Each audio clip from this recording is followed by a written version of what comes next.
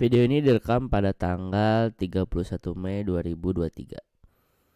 Video ini tentang menghitung kisaran harga wajarnya saham IPCM.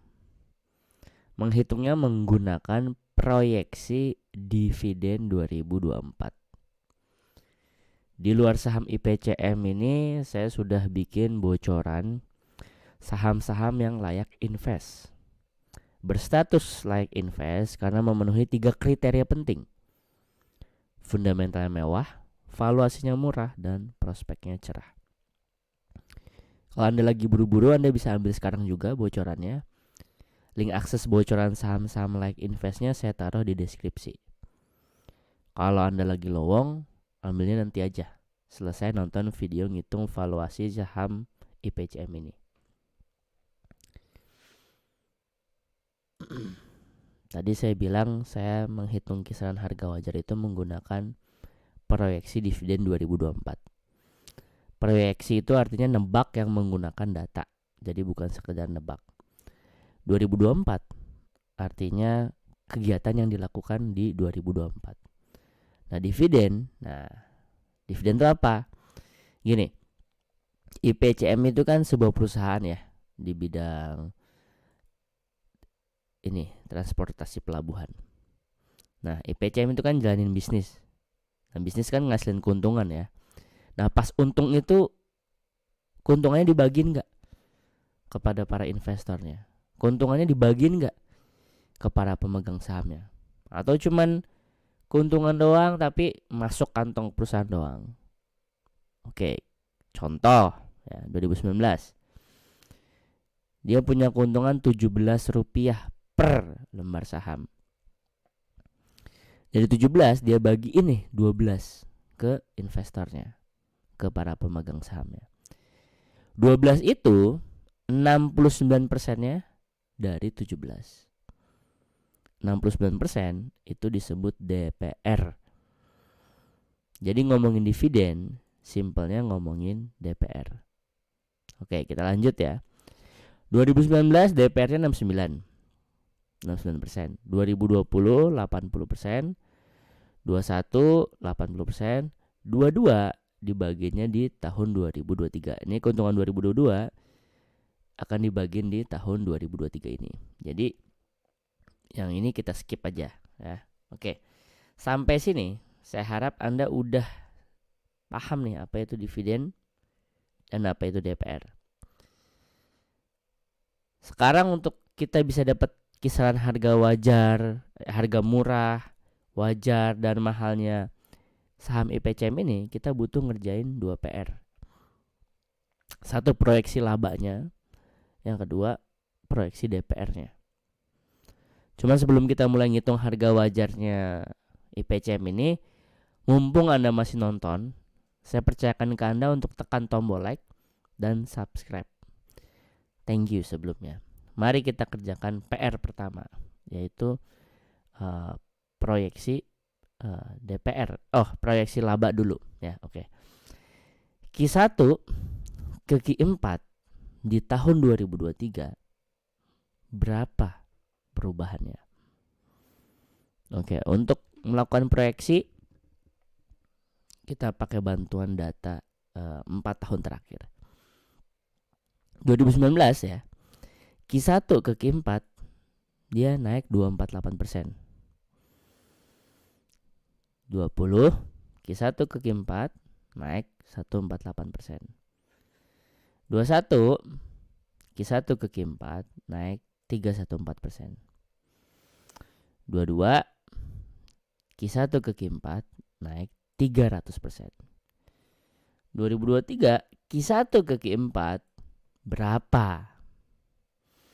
Oke, karena 4 tahun terakhir ya, 4 tahun terakhir dan bahkan termasuk 2020 ya pas pandemi, dia 4 tahun berturut-turut biru terus ya, maka Q1 ke Q4 kalau saya harus memproyeksikan biru juga alias naik juga.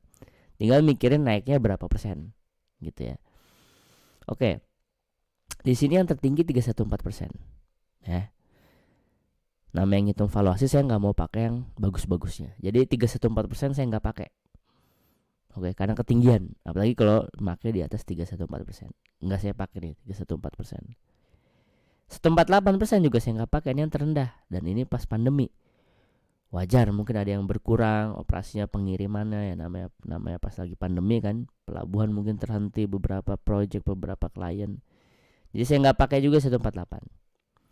Nah saya pakai 248 di atasnya 148 ya.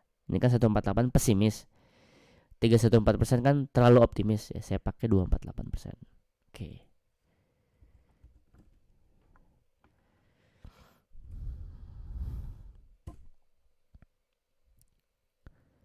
Oke, udah selesai ya. PR pertama udah selesai nih. Kita udah memproyeksikan labanya Q1 ke Q4. Sekarang kita memproyeksikan DPR. Nah, kalau kita memproyeksikan Q1 ke Q4-nya naik 248%, maka kita memproyeksikan sepanjang 2023 nih sampai nanti di ujung 2023 itu dia punya keuntungan Rp31 per lembar saham. Ya. Nah, berapa DPR-nya? Berapa nih yang dibagiin gitu ke para investornya? Nah, 2019 DPR-nya 69. Ya. Ini yang paling atas ini itu disebutnya EPS, earning per lembar saham. Ya, tadi itu berapa rupiah per lembar saham. Nah, 2019 pas EPS-nya 17, dia DPR-nya 69%. 20 EPS-nya 15, dia DPR-nya 80%. Nah, 17 ke 15 ini kan berarti 15-nya kan turun kan. Nah, di sini saya ngelihat ketika EPS 2019 17, terus 2020 turun, sama dia digedein DPR-nya. Ya, jadi ketika EPS-nya turun, DPR-nya digedein. Dan sepertinya 80% ini udah maksimal sepertinya. Kenapa saya bilang bisa begitu? Pas tahun 2021 ya 15 ke 26 ini kan naik. Ya, naik. DPR-nya tetap 80%. 2022 ya, EPS-nya 29 nih, ya. Dibaginya kapan? Keuntungan 2022 dibaginya pas di 2023, di tahun-tahun ini nih, ya. Jadi ini saya masih belum ada datanya karena emang belum terjadi nih pembagian dividennya. Dimana video ini kan untuk menghitung valuasi untuk nanti pembagian dividen di 2024. Nah, saya menduga nih, dugaan saya kalau bener IPS-nya nanti 31 ya, maka DPR-nya dia tuh sekitar 80% juga. Kenapa? Karena saya melihat 80% ini 15 ke 26 kan dia naik nih 80%. Nah, ini tinggal ngelihat lagi nih nanti nih, saya juga nggak tahu kapan dia bagiin dividennya kan, yang untuk tahun 2022 yang akan terjadi di tahun 2023. Kalau nanti dia 80% juga, ya kemungkinan besar yang di 2023 80% juga. Ya. Tapi saya nggak mau pakai angka 80%. Kenapa? Itu katakanlah optimisnya. Saya pakai aja 69% ya. Jadi katakanlah nanti DPR-nya 69% lagi ya. Saya tulis 69%.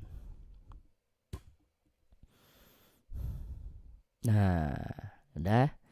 PR2 dan PR1 udah terlaksana. Keluarlah harga murah, wajar, dan mahalnya IPCM. Jadi seandainya terjadi beneran nih ya, Q1 ke Q4-nya naik 248%, proyeksi kita beneran terjadi. Terus proyeksi kita yang kedua beneran terjadi, DPR-nya 69%, maka harga murahnya IPCM itu ada di 214. Atau harga IPCM sekarang di 31 Mei saat video ini direkam 286, itu dia udah kelewatan 25% dari harga murahnya. Harga wajarnya ada di 321 atau di harga sekarang 286, itu dia masih ada naik 12%, masih ada potensi naik 12% untuk menyentuh harga wajarnya doang ya. Jadi kalau suatu saham dimasukin harganya, dihitung pakai template ini, template yang lagi saya pakai, jika berada di harga wajar aja dia nggak apa-apa tuh untuk dibeli. Apalagi masih di bawah harga wajarnya gitu ya. Harga mahalnya ada di 428 atau kalau menuju ke harga mahal ada potensi naik 50%. Jadi kesimpulannya, saham IPCM ini sedang berada di atasnya harga murah, karena udah nggak murah lagi ya, harga murahnya kan 214, tapi masih di bawah harga wajar. Nah, jadi setelah kesimpulan tadi, Anda mau masuk atau enggak itu terserah Anda. Ya, sekali lagi saya ulang, disebut murah udah enggak, karena udah kelewat 25%, tapi tapi di harga wajar aja belum, masih di bawahnya harga wajar. Dimana ketika harga masih berada di harga wajar aja, itu sebenarnya masih boleh untuk dibeli. Yang nggak boleh kalau udah di atas harga mahal atau udah nyentuh harga mahal. Oke, buat yang mau sahamnya dihitungin juga kisaran harga wajarnya, tulis kode sahamnya di komen. Saya kasih waktu 5 detik ya buat tulis kode sahamnya di komen, dan jangan lupa di enter. 1, 2, 3, 4, 5. Template Excel yang sedang Anda lihat namanya SNET, singkatannya SNET, Saham Nyantai Excel Template. Ini kan nama channelnya Saham Nyantai.